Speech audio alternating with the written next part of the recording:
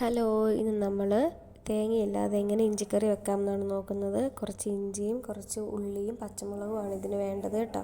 അപ്പോൾ നമ്മളിതെല്ലാം കൂടെ വട്ടത്തിലരിഞ്ഞു. ഇനി നമുക്ക് ഓരോന്ന് വറുത്തെടുക്കണം. അത് നമ്മൾ പാൻ ചൂടാക്കി വെളിച്ചെണ്ണ ഒഴിച്ചു. നമ്മൾ ഇഞ്ചി നന്നായിട്ട് വറുത്തെടുക്കുക. ബ്രൗൺ കളറാവുന്ന വരെ വറക്കണം കേട്ടോ, ഒത്തിരി കരിയരുത്.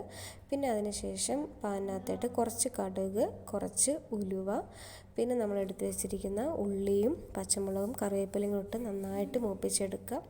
അത് തണുക്കാനായിട്ടൊരു പാത്രത്തിലിട്ട് വെക്കണം കേട്ടോ. അതിനുശേഷം അതിനകത്തോട്ട് തന്നെ കുറച്ച് മുളക് പൊടിയും മല്ലിപ്പൊടിയും ഇത്രയും കൂടി നന്നായിട്ട് മൂപ്പിക്കുക. എനിക്ക് അതിൻ്റെ വീഡിയോ എടുക്കാൻ പറ്റിയില്ല. അപ്പോൾ നമുക്ക് മിക്സിക്കകത്ത് നന്നായിട്ട് അരച്ചിട്ട് ആ പാനിനകത്തോട്ട് തന്നെ എണ്ണ ചൂടാക്കി കടുക് ഇട്ട് ഇത് ഒഴിച്ച് നമുക്ക് മൂപ്പിച്ചെടുക്കാം. കുറച്ച് പഞ്ചസാരയും കൂടി ഇട്ട് കഴിഞ്ഞാൽ നമുക്ക് അതിൻ്റെ കവർ കൂടെ മാറി കിട്ടും കേട്ടോ. അപ്പോൾ ഇത്രയേ ഉള്ളൂ, എല്ലാം ട്രൈ ചെയ്യുക.